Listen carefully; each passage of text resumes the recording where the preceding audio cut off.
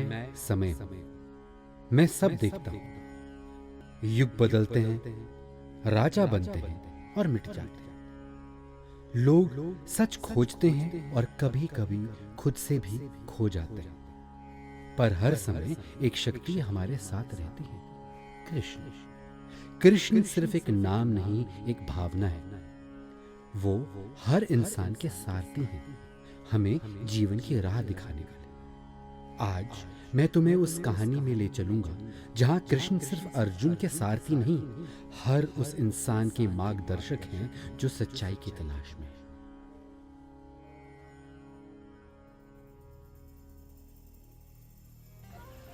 ये चली चाल और विजय हुई। राजा युधिष्ठिर, आपने दांव पर लगाया धर्म, त्याग दिया राज्य, गवा दिए भ्राता। अब और क्या शेष है? शेष कुछ भी नहीं है। शेष सुना प्रिय भांजे, अब कुछ भी नहीं है शेष। तुम्हारे पास कुछ नहीं बचा, परंतु धर्मराज, एक धरोहर अभी भी शेष है, तुम्हारी पत्नी द्रौपदी। यदि तुम्हें लगता है कि पासा खेलने का कौशल तुम अब तक नहीं खोए, तो लगाओ उसे दांव पर। हाँ मामा श्री, हाँ, शेष है पांचाली और उसका अभिमान। दुर्योधन! नहीं भ्राताश्री, आप उन्हें मना कर दीजिए। भूलो मत कि तुम अब हमारे दास हो। मामा श्री, पांचाली पर दाव लगाया जाए। लगाओ दाव पर उसके सौंदर्य और घमंड को। मैं उसे दांव पे लगाता हूँ। ये चली चाल और विजय हुई। द्रौपदी अब तुम्हारी दासी है। दुशासन, ले आओ उसे बिना किसी विलंब के। अब वह दासी है, हमारी दासी। जो आज्ञा हो भ्राताश्री। विजय की शुभकामनाएं भांजे। भैया, ये कैसा निर्णय ले लिया आपने? भैया, आप वही थे जिसने वचन दिया था, मैं न्याय का पालन करूंगा, नारी का सम्मान करूंगा। और आज आपने अपनी पत्नी को वस्तु की तरह दांव पर लगा दिया। मैंने स्वयं को खो दिया था, फिर अपना सब कुछ, और जब स्वयं ही ना रहा तो अधिकार भी क्या बचा? यह अनुचित है, परंतु धर्म का स्वरूप आज व्यवस्था से जकड़ा हुआ है। धर्म कठिन नहीं, उसे कठिन बना दिया गया है जब हम उसका सामना नहीं कर पाते। धर्म कठिन नहीं, उसका गला इस सभा में घोटा जा रहा है। ये सभा नहीं, अधर्म की शरण है। मैं विकर्ण इस निर्णय को स्वीकार नहीं करता। ये केवल अमंगल नहीं, अपराध है। हम जो कर रहे हैं उसकी गूंज आने वाले युगों तक सुनाई देगी। द्रौपदी का अपमान इस सभा का अपमान है। धर्म को कुचला जा रहा है। धर्म अब हमारे पास है विकन, वो भी पासे की तरह पलट चुका है। अब चुप रहो, निर्णय हो चुका है। छोड़ मुझे, छोड़ो मुझे, छोड़ो, दुष्ट, छोड़ मुझे, छोड़ मुझे। क्या ये सभा है या व्यभिचार का उत्सव? क्या राजा अब स्त्रियों को जुए में हारते हैं? युधिष्ठिर, क्या धर्म के नाम पर पत्नी का अपमान स्वीकार है? गुरु द्रोण, कृपाचार्य, पितामह भीष्म, क्या आज आपका धर्म गूंगा हो गया है? यह कौन सी सभा है जहां न्याय मौन है और अन्याय गर्जना करता है? कहाँ है वो धर्मज्ञ? कहाँ है वो धर्मराज जो धर्म के नाम पर मुझे हार गए? क्या जिसने स्वयं को पहले ही दांव पे लगा दिया, उसे अपनी पत्नी को भी दांव पे लगाने का अधिकार है? जिसने इंद्रप्रस्थ की सभा में मुझे अंधे का पुत्र अंधा कहकर अपमानित किया था, आज उस अपमान का प्रतिकार होगा। इस सभा में उसके गर्व को तोड़ा जाएगा। दुशासन, हरण कर ले इसके वस्त्रों का। नहीं, नहीं नहीं, मैं रानी हूँ, वस्त्र नहीं।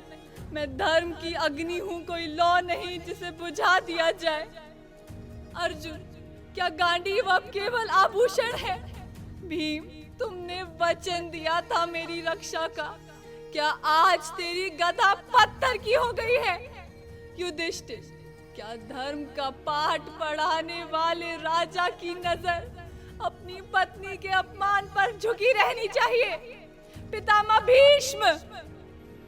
धर्म जटिल है पुत्री, मैं विवश हूँ। नहीं पितामह, धर्म जटिल नहीं होता। विवेक के मरते ही आप सब पत्थर के हो गए हैं। गुरु द्रोण, क्या ये आपके वही शिष्य हैं जिन्हें आप न्याय सिखाते थे?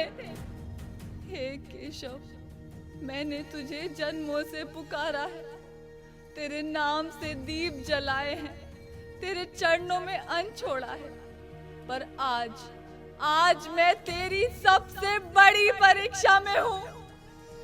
जब पति मौन हो जाए, जब पितामह आंखें फेर ले, जब गुरु अधर्म को देखकर भी कुछ ना बोले, तब नारी कहाँ जाए? हे गोविंद, क्या तू सुन रहा है? क्या तू देख रहा है? या तू भी इस सभा के भांति पत्थर बन चुका है? कहा था लोगों ने, जिसके पास कृष्ण हो वह कभी अकेली नहीं होती। आज मैं अकेली हूँ कृष्ण, अकेली तुझे पुकार रही हूँ गोविंद। तुझसे नहीं तो किससे कहूँ? कृष्ण, कृष्ण।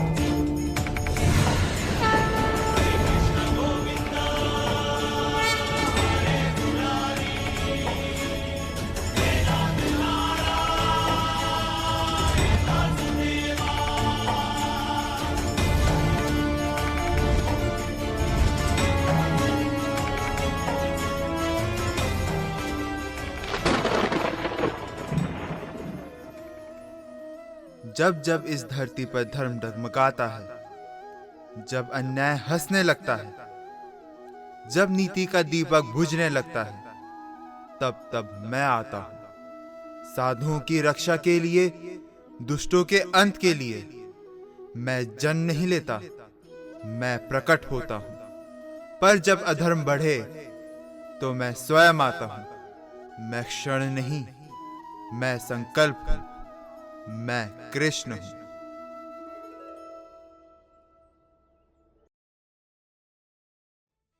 मैंने देखा धर्म को बिकते हुए, भीष्म को चुप और गुरु को निष्क्रिय, और न्याय को शर्म से झुकते हुए। मैं वो नहीं जो हार कर बैठ जाऊं।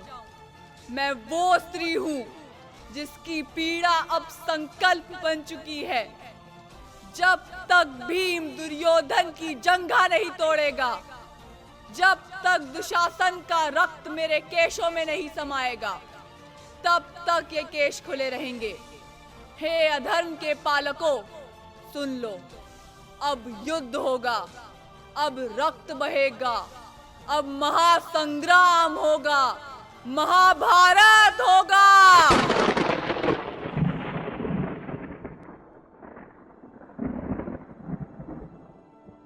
सभा थम चुकी थी, लेकिन प्राणों की पुकार अब भी गूंज रही थी। द्रौपदी ने जो प्रश्न उठाया वह केवल एक स्त्री का नहीं था, वह संपूर्ण युग की अंतरात्मा का प्रश्न था।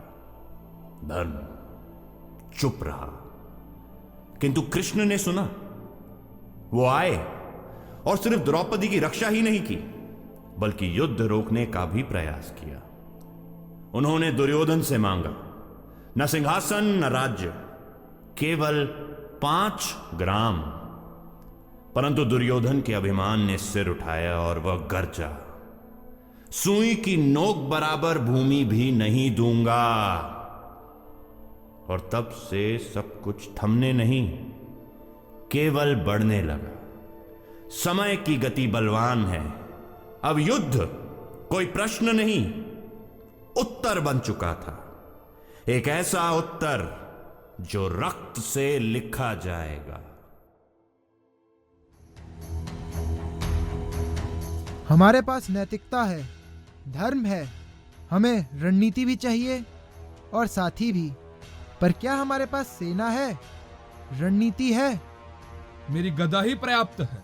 एक बार युद्ध शुरू हो तो मैं अकेला ही हस्तिनापुर को हिला दूंगा। बल ही सब कुछ नहीं भ्राता भीम। दुर्योधन की सेना बहुत बड़ी है। पितामह भीष्म, गुरु द्रोण, कर्ण, कृपाचार्य, अश्वत्थामा, ये सब युद्ध के अनुभवी योद्धा है। हाँ, और उनका समर्थन दूसरे राजाओं से भी है।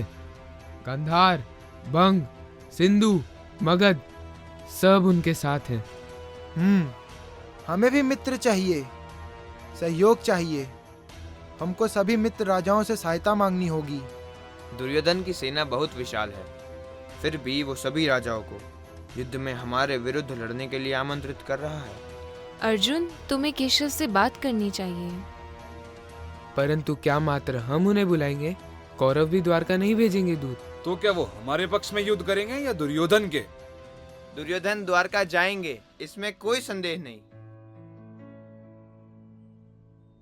केशव को मत तोलो, वो समय है, वो साक्षी है। वो जहाँ खड़ा हो धर्म वहीं होता है। सारी सेना एक तरफ और केशव एक तरफ। माँ, आप तो उन्हें बचपन से जानती है, क्या वो हमारे पक्ष में आएंगे? वो मेरी आँखों में आज भी वही कान्हा है जो माखन चुराता था, जो यशोदा की ममता में खेलता था। तुम उसे एक योद्धा के रूप में देख रहे हो, मैं उसे अपने जीवन की पहली आशा के रूप में जानती हूँ। मैंने देखा है उसे हर रूप में, एक शिशु के रूप में, एक सखा के रूप में, एक गुरु के रूप में और अंततः एक ईश्वर के रूप में। वो कृष्ण है, लीला भी वही, माया भी वही और सत्य भी वही। ये संसार उस रात का साक्षी है जब देवकी की कोख में जीवन नहीं, एक चमत्कार जन्म ले चुका था।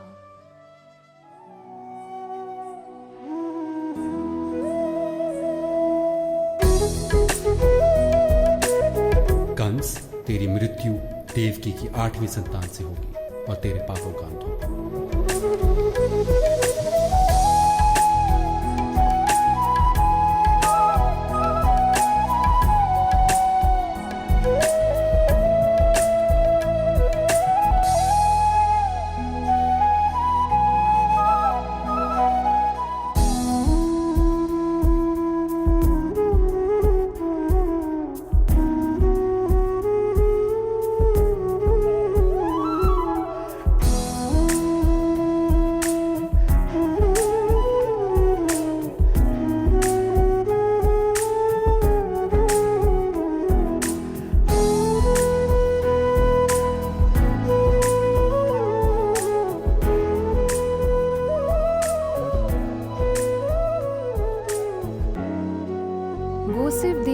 संतान नहीं, संपूर्ण सृष्टि का वो संकल्प था। वही था कृष्ण। जब जब धर्म डगमगाता है वो लीला बनकर प्रकट होता है।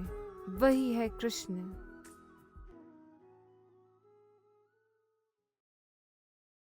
गोकुल धाम विरज का वासी कान्हा नंद किशोर, चक चक धूम चक चक, चक चक धूम चक चक। गोकुल धाम विरज का वासी कान्हा नंद किशोर, कोई कहे चित चोर, कोई कहता माखन चोर। चोर चोर माखन चोर, यही रे चलिया माखन चोर। गोकुल धाम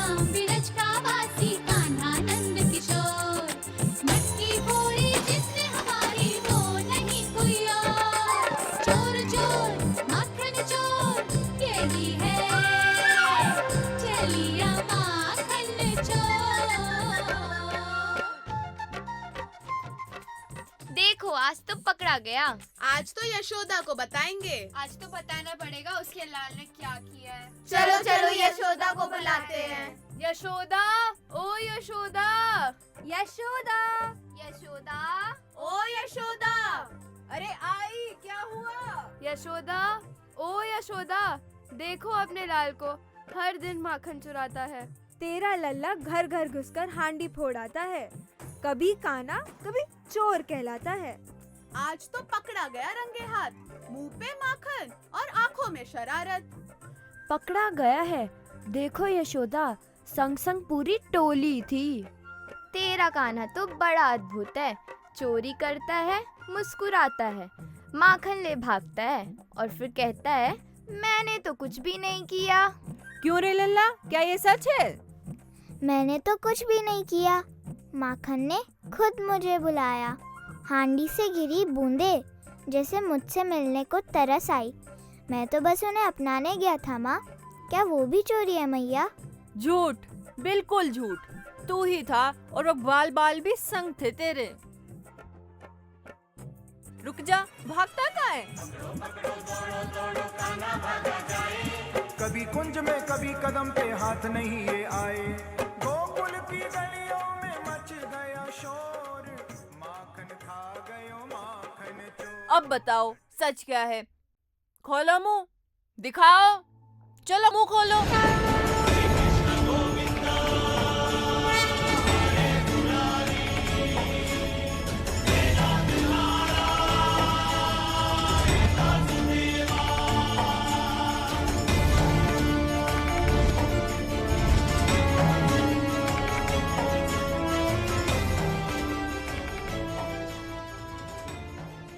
कान्हा, कान्हा, चलो खेलते हैं। हाँ कान्हा, चलो ना, नंदू के पास गेंद भी है। मोरी प्यारी मैया, मैं खेलने जाऊं? परंतु गोकुल के इस उल्लास के पार यमुना तट पर संकट छिपा बैठा था। यमुना का जल अब जीवनदायिनी नहीं, मृत्यु का दर्पण बन चुका था। कालिया नाग, जिसने अपने विष से यमुना को काला कर दिया और गांव की प्रजा भयभीत होकर उस जल को त्याग चुकी थी। किंतु कृष्ण का पग अब केवल खेल की ओर नहीं, एक नई लीला रचने जा रहा था। मुझे दो दाऊ, मुझे दो। गेंद फेंको दाऊ। मेरी तरफ। हाँ हाँ दाऊ, गेंद फेंको। अरे इतने बल के साथ फेंकने की क्या जरूरत थी दाऊ? परंतु मैंने तो बहुत सरलता से फेंका था। ये कान्हा है जो गेंद पकड़ ही नहीं पाया और परिणाम स्वरूप गेंद यमुना में चली गई, जो अब हमें कभी प्राप्त नहीं हो सकती। चलो भाई, खेल समाप्त। हाँ, चलो चलो चलो। अरे ऐसे कैसे समाप्त? अभी तो खेल शुरू हुआ है। मैं तुरंत ही गेंद लेकर आता हूँ। नहीं कान्हा, वहाँ कालिया नाग रहता है। मत जाओ कान्हा, मत जाओ।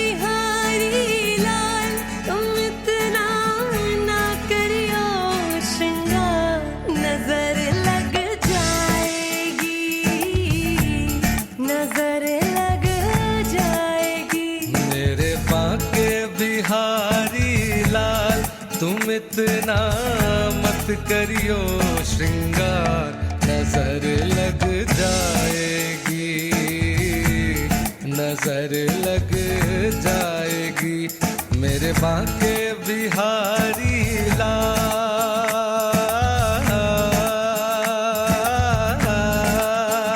हाँ तोरी सूरतिया पे मन मोरा अटका, प्यारा लागे तोरा पीला पटका। हाँ तोरी सूरतिया पे मन मोरा अटका, प्यारा लागे तोरा पीला पटका। तोरी सूरतिया पे मन मोरा अटका, प्यारा लागे तोरा पीला। तोरी टेढ़ी मेढ़ी चाल,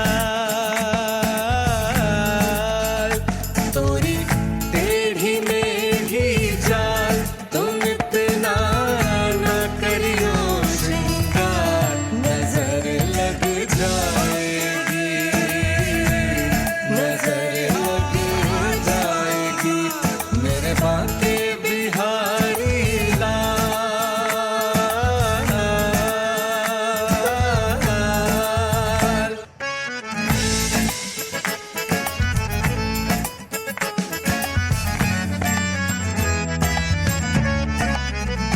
हाँ तोरी मुरलिया पे मन मोरा अटका, प्यारा लागे तोरा नीला पटका। हाँ तोरी मुरलिया पे मन मोरा अटका, प्यारा लागे तोरा नीला पटका। तोरी मुरलिया पे मन मोरा अटका, प्यारा लागे तोरा नीला। तोरे घूंगर वाले बाल,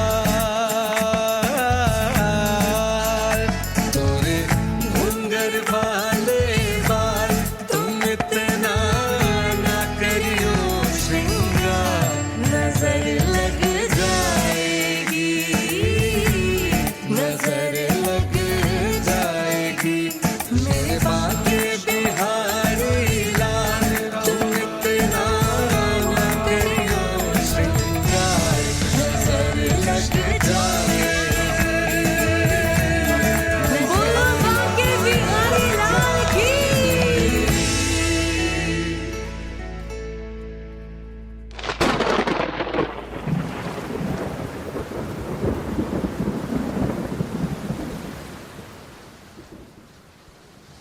जहां अभी प्रेम का रास गूंज रहा था, वहीं अब इंद्र का क्रोध गरजने लगा। मेघ बरस पड़े और ब्रजभूमि पर जल प्रलय का संकट छा गया। श्री कृष्ण ने अपनी उंगली उठाई और समूचा गोवर्धन पर्वत धारण कर लिया। इंद्र का गर्व चूर हुआ और एक बार फिर सबने जाना, यह ग्वाल बाल नहीं, स्वयं युग के पालक हैं। जय श्री कृष्ण।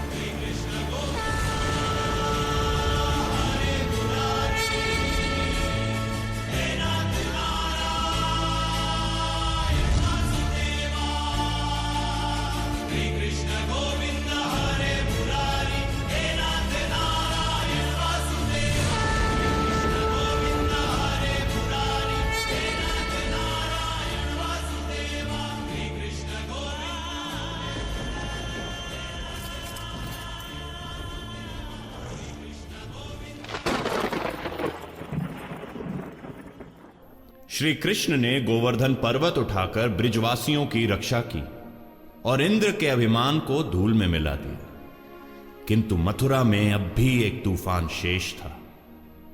वह तूफान था कंस, जिसके पापों का भार अब स्वयं नारायण उतारने को तैयार थे। श्री कृष्ण अब मथुरा पहुंच चुके थे और अधर्म के उस अभिमानी पर्वत कंस को गिराने का समय आ चुका था।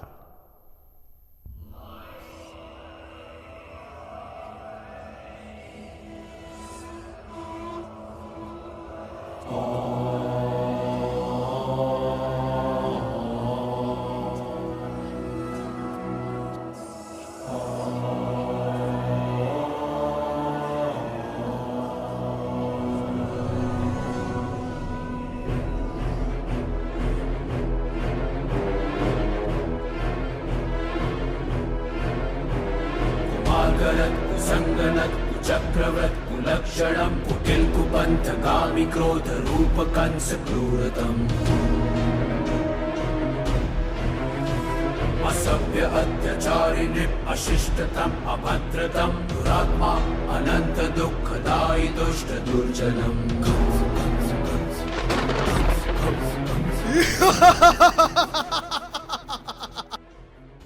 कृष्ण, भरी सभा में मैं तुझे मल्लयुद्ध के लिए ललकारता हूँ। हे कृष्ण, तूने नाग पर नृत्य किया होगा, तूने पर्वत उठाया होगा, परंतु आज तुझे मेरे समक्ष मल्लयुद्ध करना ही होगा। आकर देख, मैं कंस हूँ, कंस जो मृत्यु को भी चुनौती देता है।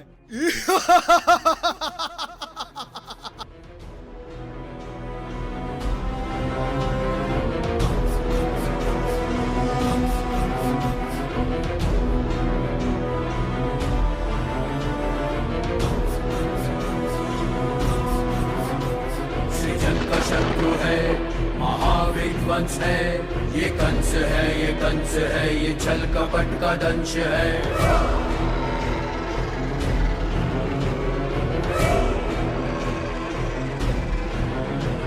ये ऐसा एक नरेश है, दया न जिसमें लेश है, मनुष्यता न शेष है, अहम है, राग द्वेष है।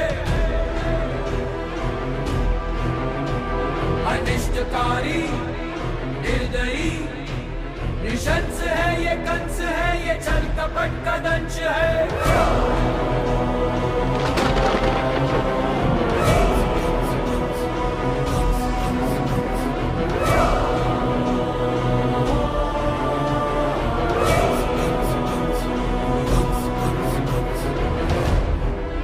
कुमार्गरत कुसंगनत कुचक्रवत कुलक्षणं कुटिल कुपंथगामी क्रोध रूप कंस क्रूरतम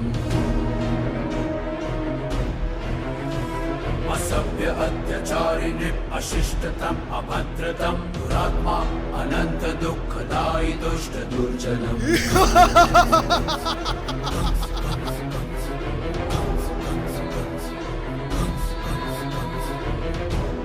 अधर्म अपने ही भार से गिरता है कंस, मैं केवल तेरे उसी पल की प्रतीक्षा कर रहा हूँ।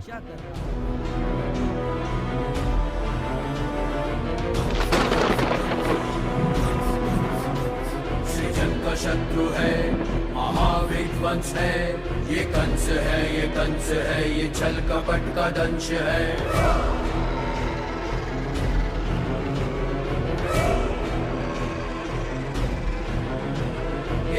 एक नरेश है, दया न जिसमें लेश है, मनुष्यता न शेष है, अहम है, राग द्वेष है। अनिष्टकारी निर्दयी निशंस है, ये कंस है, ये छल कपट का दंश है।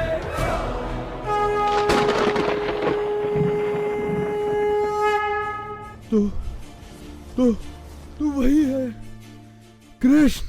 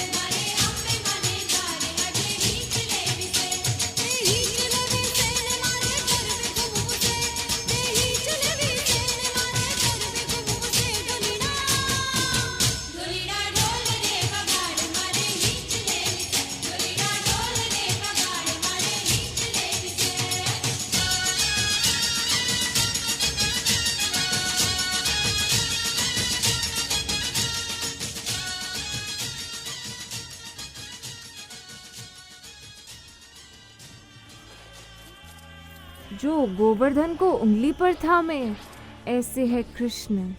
जो जब सभा मौन हो जाए तब धर्म की रक्षा स्वयं करे, ऐसे है कृष्ण। जो समय आने पर सखा बन जाए, ऐसे है कृष्ण। वो केवल लीला नहीं, वो युग का संकल्प है। अर्जुन, जाओ बेटा और कृष्ण से धर्म का पद पूछो। ठीक है माते, मुझे श्री कृष्ण के पास प्रस्थान करने की आज्ञा दीजिए। कुंती जानती थी जब धर्म डगमगाता है तो उसका एक ही आश्रय होता है, कृष्ण। अर्जुन को भी यह ज्ञात हो चुका था कि रणभूमि की विजय केवल धनुष से नहीं, संकल्प से होती है। दुर्योधन राजनीति में अर्जुन से तीव्र था। वह पहले द्वारका पहुंचा, जहां श्री कृष्ण अपनी शांत निद्रा में विश्राम कर रहे थे।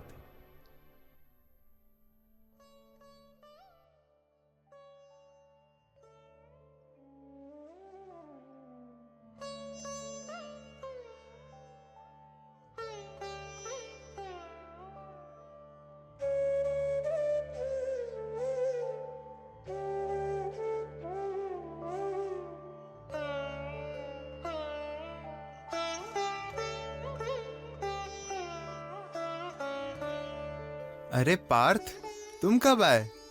पहले मैं आया हूं वासुदेव। अच्छा, तो आप भी आए हैं। परंतु पहले तो मैंने पार्थ को देखा। ये सत्य है केशव, ये मुझसे पहले के आए हुए हैं। ठीक है, तो पहले इन्हीं से पूछ लेते हैं, द्वारिका आने का कष्ट कैसे किया? युद्ध में आपसे सहायता मांगने के लिए आया हूँ, और पहले मैं आया हूँ, इसलिए आपसे सहायता मांगने का पहला अधिकार मेरा है। ये तो सत्य है कि आप पहले आए, परंतु मैंने पार्थ को पहले देखा। कदाचित आप मेरे सिर पर बैठे थे, इसलिए मैं आपको देख नहीं पाया। सर पर नहीं, सिरहाने बैठा था। ये भी सत्य कहा आपने भ्राता दुर्योधन। और आपने गुरुदेव बलराम को वचन दिया था कि जो पहले आएगा आप उसकी युद्ध में सहायता करेंगे। हाँ, कदाचित ये सत्य नहीं। मैंने कहा था कि जो मुझसे पहले संपर्क करेगा उसको मेरा सहयोग मिलेगा। यहाँ पर आप छल कर रहे हैं वासुदेव। बिल्कुल भी नहीं, पहले आए तो आप ही हैं, परंतु मैंने पार्थ को पहले देखा। अब इस कारणवश मुझे आप दोनों की ही सहायता करनी पड़ेगी। ठीक है, तो मैं अपनी शक्ति को 2 भागों में विभाजित करता हूँ। एक और मेरी विशाल नारायणी सेना, जो आज तक कभी पराजित नहीं हुई, और दूसरी ओर मैं, केवल मैं अकेला। वासुदेव, मैं इतना भी मूर्ख नहीं जो ये नहीं समझता कि आपकी नारायणी सेना आपके और आपके सुदर्शन के विरुद्ध युद्ध करने का साहस नहीं कर सकती। यदि तुम्हारी यही शंका है तो ठीक है, मैं प्रण लेता हूँ कि युद्ध में मैं किसी भी प्रकार का शस्त्र नहीं उठाऊंगा, ना धनुष, तीर, तलवार और ना ही सुदर्शन चक्र। अब चुनाव आप दोनों को ही करना है। उचित है, तो मैं चुनाव करता हूँ। ठहरो दुर्योधन, पहला अधिकार पार्थ का है। बोलो पार्थ। हे माधव, अधिकार तो संपत्ति पर हो सकता है, परंतु प्रेम और सत्य पर ही संभव नहीं। और आप तो स्वयं प्रेम, ज्ञान और सत्य तीनों है। आप तो स्वयं धर्म है। मैं आपको चुन नहीं सकता माधव, केवल मांग सकता हूँ। मुझे आपकी सेना से क्या लेना, मुझे तो केवल आपका साथ चाहिए। मैं आपको मांगता हूँ माधव। उचित है, फिर मुझे आपकी नारायणी सेना से ही काम चलाना पड़ेगा। अवश्य दुर्योधन, तुम्हारी योजना सफल हुई। अब मुझे आज्ञा दीजिए वासुदेव, मैं जाकर दाव को प्रणाम करता हूँ। तो पार्थ, ये बताओ कि जब तुम मेरी विशाल नारायणी सेना मांग सकते थे, तो तुमने मुझ निहत्थे कृष्ण को क्यों चुना? हे माधव, मैं जानता हूँ कि युद्ध केवल शस्त्रों से नहीं जीता जाता, वो धर्म, नीति और सत्य से जीता जाता है। मुझे आपकी सलाह, आपका मार्गदर्शन और आपका सानिध्य चाहिए, क्योंकि जिनके साथ स्वयं श्री कृष्ण हो तो पराजय असंभव है। उसे किसी और सहारे की आवश्यकता ही नहीं पड़ती। हे माधव, युद्ध में योद्धा का मार्गदर्शन उसका सारथी ही कर सकता है। इस महायुद्ध में मुझे एक ऐसा सारथी चाहिए जिस पर मुझे संपूर्ण विश्वास हो, जिसके प्रति मैं अपने आप को पूरी तरह समर्पित कर दूं, जिसके प्रति मैं अपने आप को सौंपकर पूरी तरह से निश्चिंत हो जाऊं। ऐसा सारथी आपके अतिरिक्त और कौन हो सकता है माधव? आप मुझे रणभूमि में भटकने नहीं देंगे। हे माधव, मुझ पर यह उपकार करने की कृपा कीजिए। मुझे नारायणी सेना नहीं, मुझे स्वयं नारायण चाहिए। पार्थ, तुमने नारायणी सेना नहीं, मुझे चुना है। यही तुम्हारे विजय का प्रारंभ है, और अब इस महायुद्ध में मैं तुम्हें भटकने नहीं दूंगा। तुम धनुष उठाओ, मैं रथ की लगाम संभालता हूं। तुम धर्म के लिए युद्ध करो, मैं वही धर्म तुम्हारे साथ लेकर चलूंगा, तुम्हारा सारथी बनूंगा। चलो धर्म के पथ पर, मैं साथ हूं। कथा संग्राम की, विश्व के कल्याण की, धर्म अधर्म आदि अनंत, सत्य असत्य कलेश कलंक, स्वार्थ की कथा परमार्थ की। शक्ति है, भक्ति है, जन्मों की मुक्ति है, जीवन का ये संपूर्ण सार है। युग युग से कण कण में, सृष्टि के दर्पण में, वेदों की कथा अपार है। महाभारत,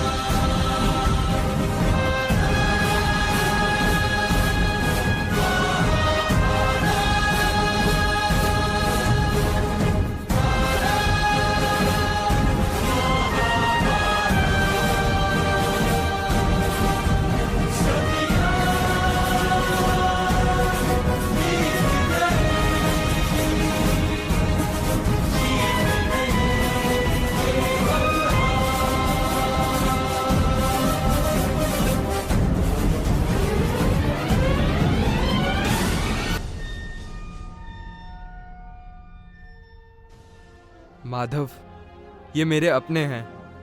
गुरु, पितामह, अग्रज, अनुज और सखा। मैं इन पर शस्त्र कैसे उठाऊं? ऐसी विजय किस काम की जो अपने ही परिजनों के रक्त से रंगी हो? हे माधव, मेरा मन डगमगा रहा है। शस्त्र उठाते ही हाथ कांप रहे हैं। मुझसे ये नहीं होगा माधव। पार्थ, तुम्हारा ये विषाद तुम्हारे योद्धा धर्म के योग्य नहीं। उठो, ये संग्राम धर्म और अधर्म का है। देह नाशवान है और आत्मा अमर। शरीर मरता है परंतु आत्मा कभी नहीं मरती। जो जन्म लेता है वो मृत्यु भी पाएगा और मृत्यु के बाद वो पुनः जन्म लेगा। हे अर्जुन, कर्म ही तुम्हारा धर्म है। फल की चिंता मत करो, तुम केवल धनुर्धर बनो। जय या पराजय, जीवन या मृत्यु, सब ईश्वर के हाथ छोड़ दो। उठो पार्थ और अपने धर्म का पालन करो। मैं तुम्हारा सारथी हूं, अपने मार्गदर्शक का कहना मानो।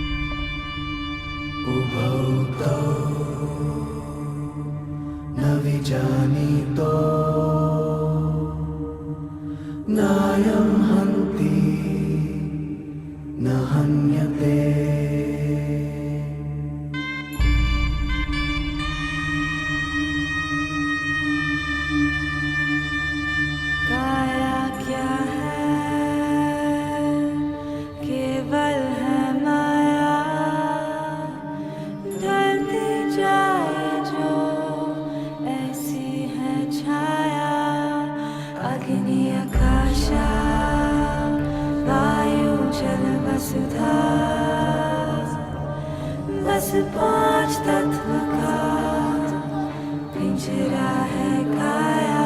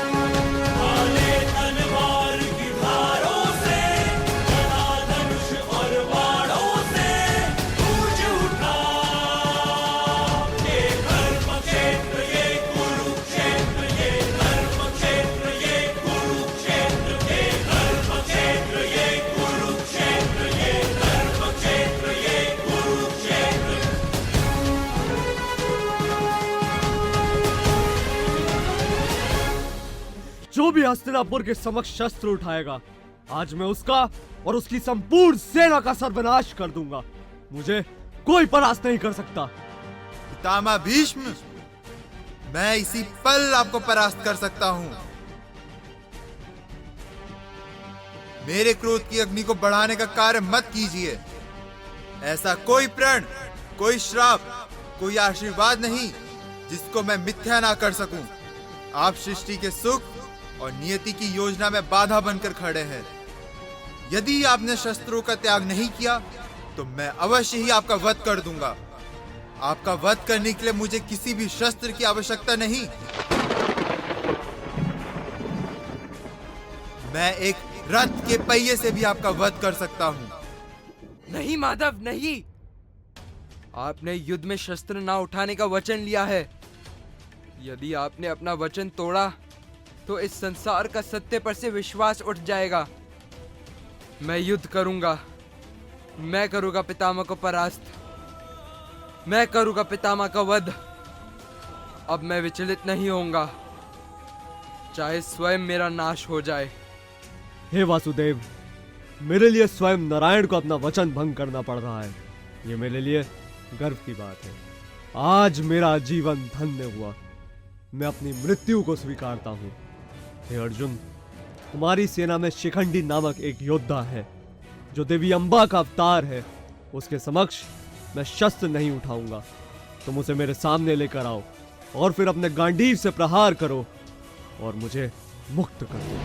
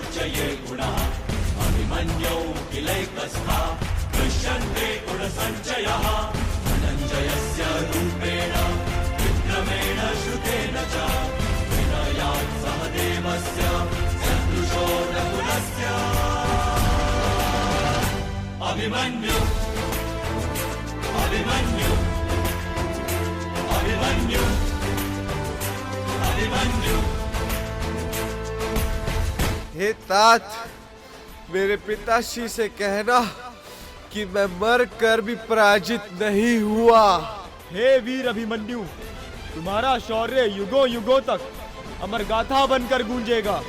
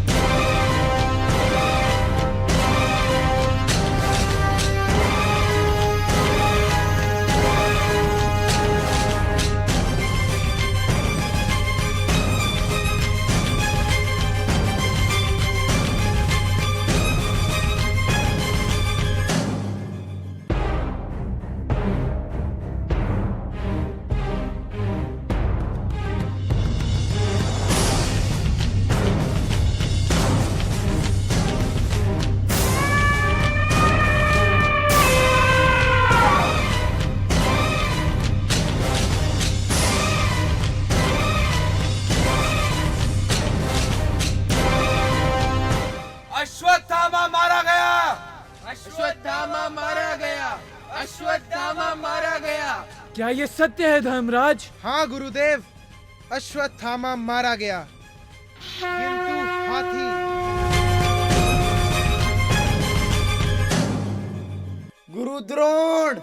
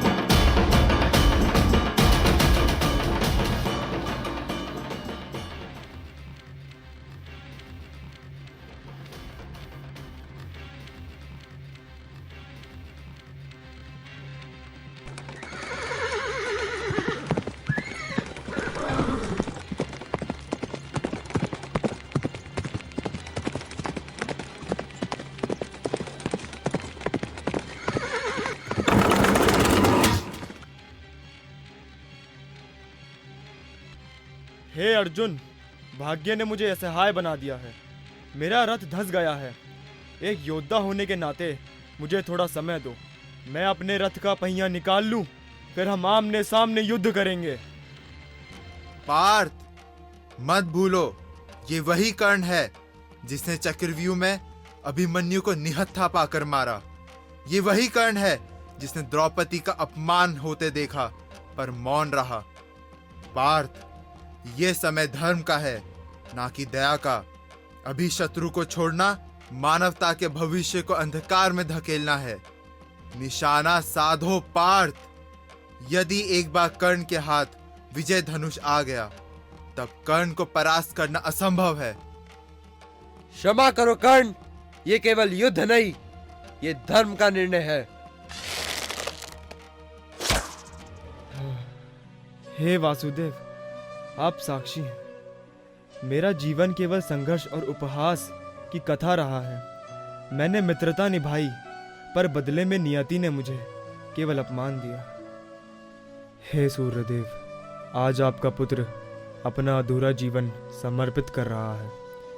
इतिहास मुझे अधर्मी कहेगा, पर आप जानते हैं मैं वंचित रहा, न धर्म से न अधर्म से, बस भाग्य से।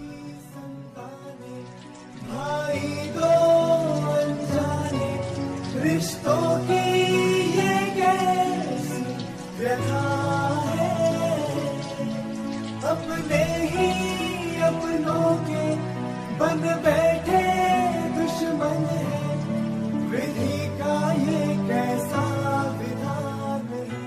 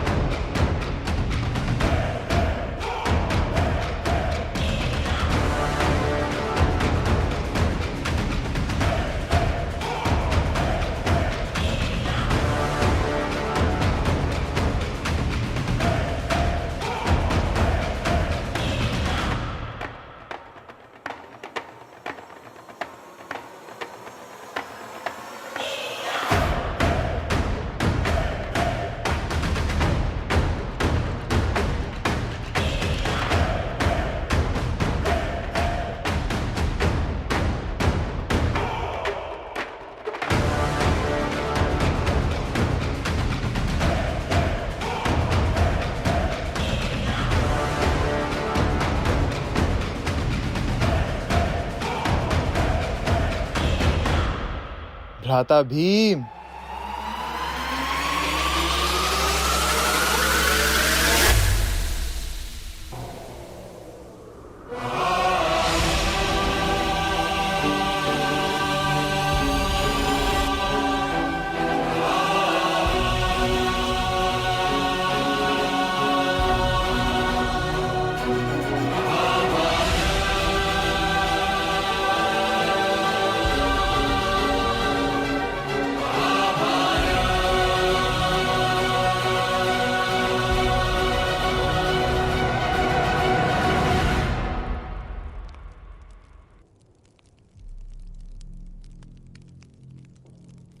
संजय, ले चलो मुझे मेरे पुत्र के पास।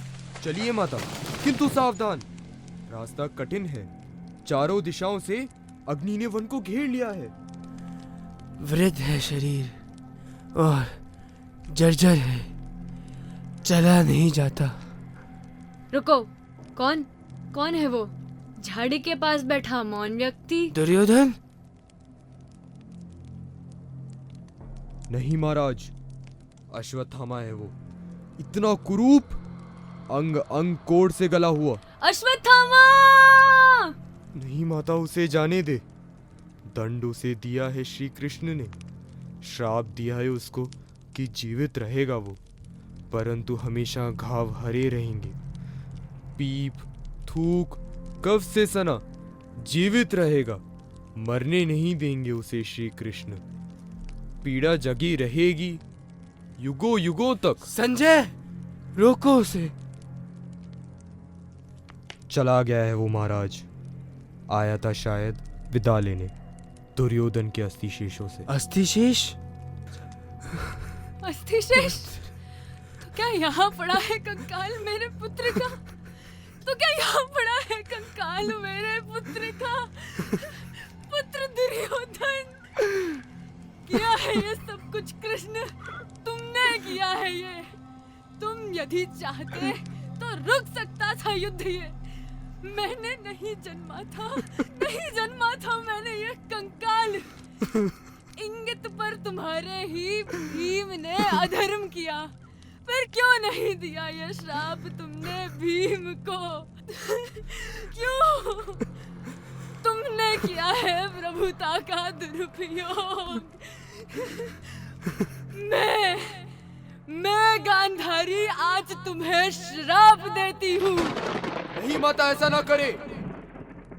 यदि मेरी सेवा में बल है, संचित तब में धर्म है, तो सुनो कृष्ण, सुनो।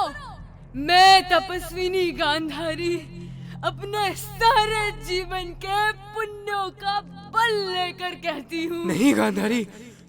सुनो कृष्ण, सुनो।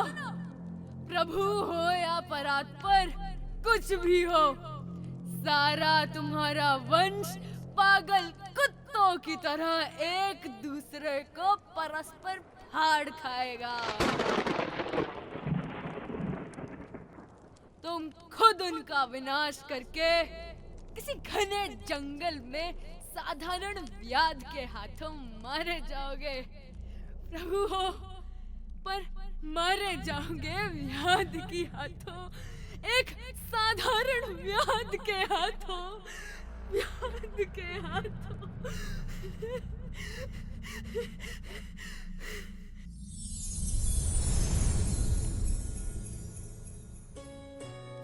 माता, प्रभु हूं या परात्पर, पर पुत्र हूं तुम्हारा। तुम माता हो। मैंने कहा था अर्जुन से, सारे तुम्हारे कर्मों का पाप पुण्य योगक्षेम मैं वहन करूंगा अपने कंधों पर। 18 दिनों की इस भीषण संग्राम में कोई नहीं, केवल मैं ही तो मरा हूं करोड़ों बार। जितनी बार भी जो सैनिक भूमिशाई हुआ, कोई और नहीं, मैं ही था। दुर्योधन की जब जंगा टूटी तो वो चीख भी मेरी ही थी माँ। जीवन हूं मैं तो मृत्यु भी मैं ही तो हूं माँ। नहीं कृष्ण, मैंने जीवन भर माताओं के आशीर्वाद को ग्रहण किया है, तो आज तेरे श्राप को भी स्वीकार करता हूं माँ। नहीं, ये क्या किया तुमने? किया। मैं रोई नहीं अपने 100 पुत्रों के लिए, परंतु कृष्ण तुम पर मेरी ममता आघात है। कर देते ये श्राप अस्वीकार तो क्या मुझे दुख होता? मैं निराश थी, कटु थी, पुत्रहीना थी। ऐसा मत कहो माता, जब तक मैं हूं पुत्रहीना नहीं हो तुम। विधि के विधान को कोई नहीं बदल सकता। महाभारत का लक्ष्य ही था संपूर्ण विनाश, ताकि इस ज्ञान का फिर कोई दुरुपयोग ना कर सके। मेरे प्रस्थान के बाद एक नए युग की स्थापना होगी। फिर यदि कोई रावण या कंस सिर उठाएगा, मैं धर्म को बचाने आऊंगा।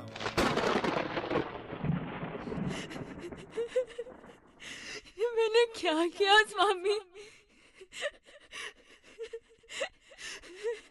मैंने क्या किया? कृष्ण। गांधारी का श्राप व्यर्थ नहीं गया। यदुवंश ने स्वयं अपने हाथों से अपने अस्तित्व को मिटा दिया। मदिरा और मोह में डूबे हुए वीर भाई ने भाई का वध किया और गौरवशाली वंश राख बनकर बिखर गया। कृष्ण मौन खड़े रहे।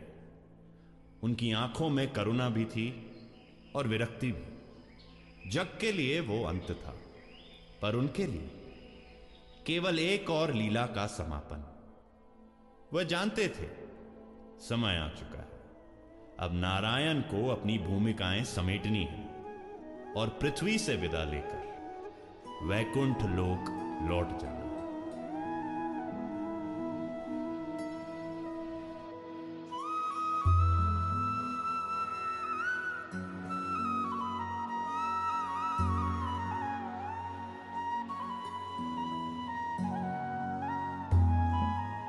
कुछ दूर कटीली झाड़ी में छिप कर बैठा एक व्याध। प्रभु पग को मृग वदन समझ धनु खींच रहा लक्ष्य सा।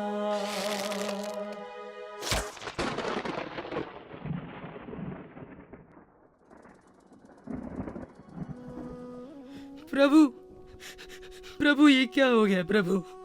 मेरे हाथों को पाप हो गया प्रभु। ये मैंने क्या अनर्थ कर दिया? मुझसे अपराध हो गया प्रभु, मुझसे अनर्थ हो गया। मत डर व्याध, ना तू अपराधी है, ना ये मृत्यु है।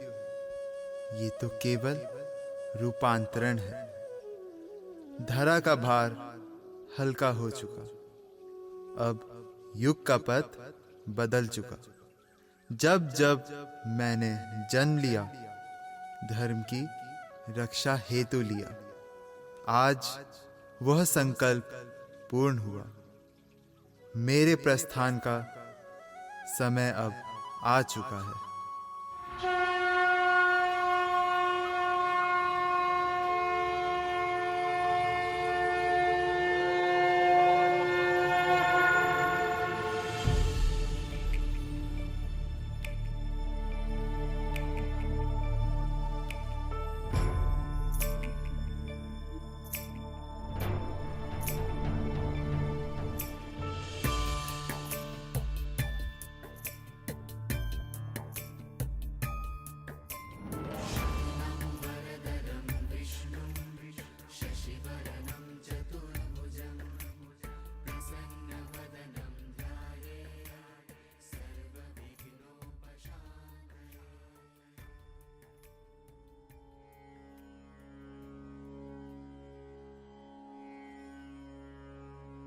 मैं समय हूं। कहानी खत्म नहीं होती, बस रूप बदलती है। कृष्ण की गीता आज भी गूंजती है, हर दिल में, हर निर्णय में, हर संघर्ष में। जब भी मनुष्य अंधकार में भटकेगा, कृष्ण फिर किसी रूप में सारथी बनकर आएंगे और मैं समय फिर साक्षी बनूंगा एक नई कृष्ण लीला का। जय श्री कृष्ण।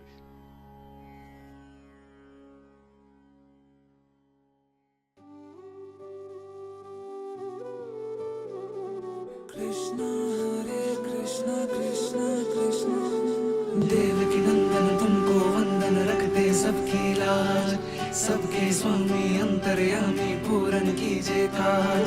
देवकी नंदन तुमको वंदन रखते सबकी लाज, सबके स्वामी अंतर्यामी पूरन कीजिए काज।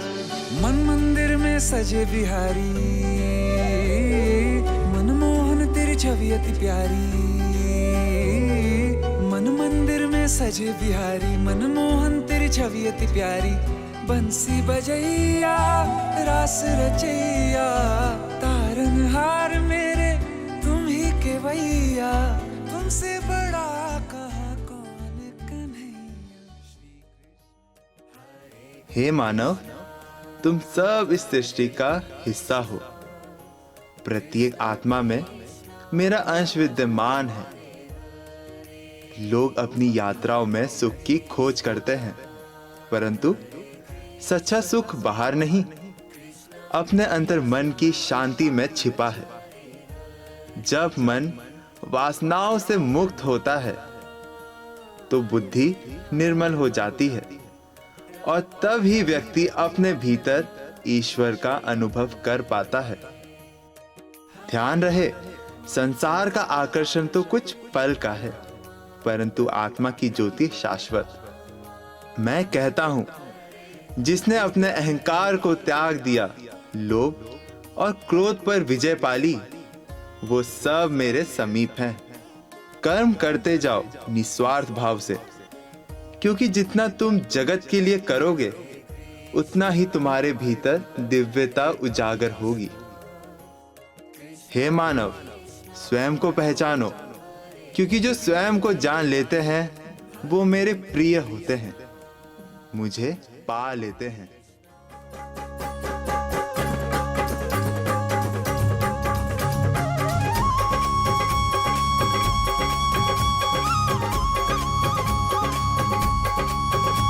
हे आनंद उमंग भयो जय हो नंद लाल की। हे आनंद उमंग भयो जय हो नंद लाल की। हे ब्रज में आनंद भयो जय यशोदा लाल की। हे ब्रज में आनंद भयो जय यशोदा लाल की। जय हो नंद लाल की, जय यशोदा लाल की। ओ जय हो नंद लाल की, जय यशोदा लाल की। हे आनंद उमंग भयो जय हो नंद लाल की। हे ब्रज में आनंद भयो जय यशोदा लाल की। हे ब्रज में आनंद भयो जय यशोदा लाल की।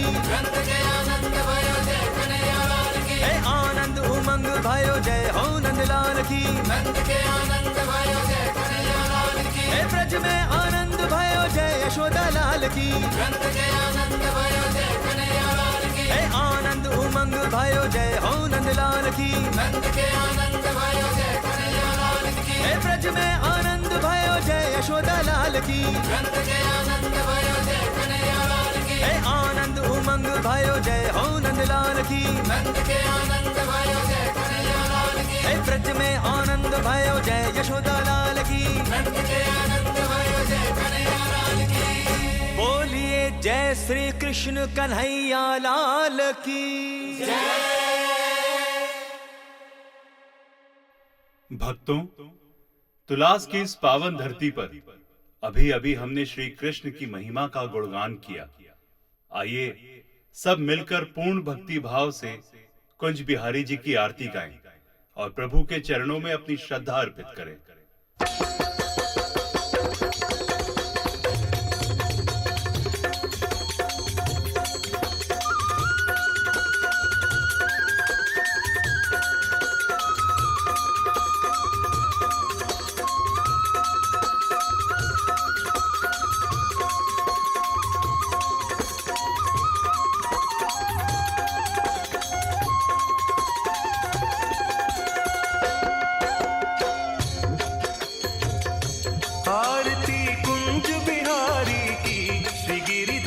कृष्ण मुरारी की।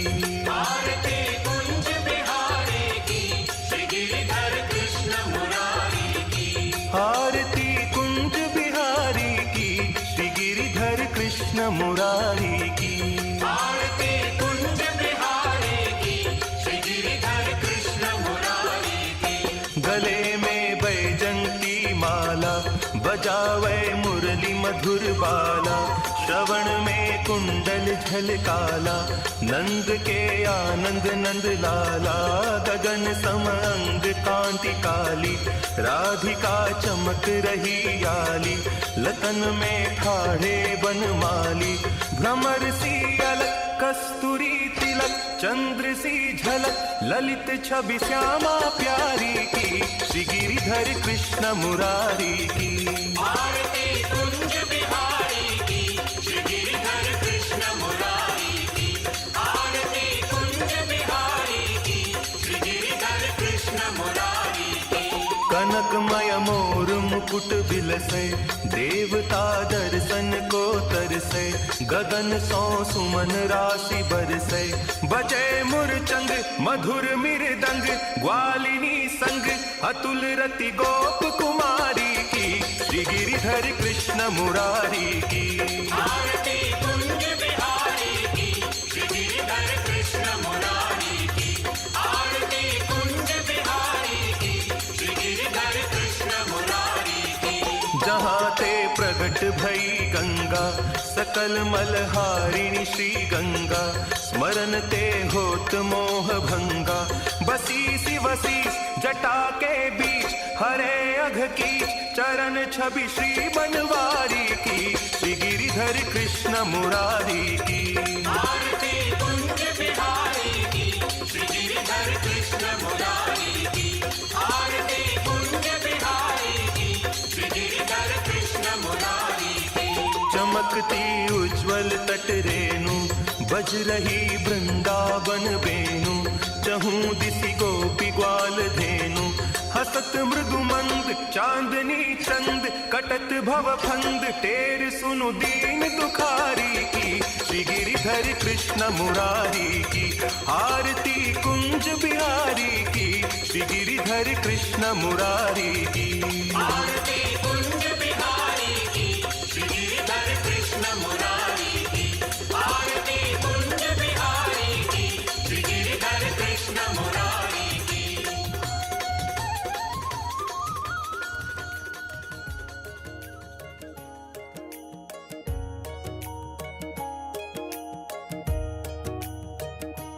हरे कृष्णा कृष्णा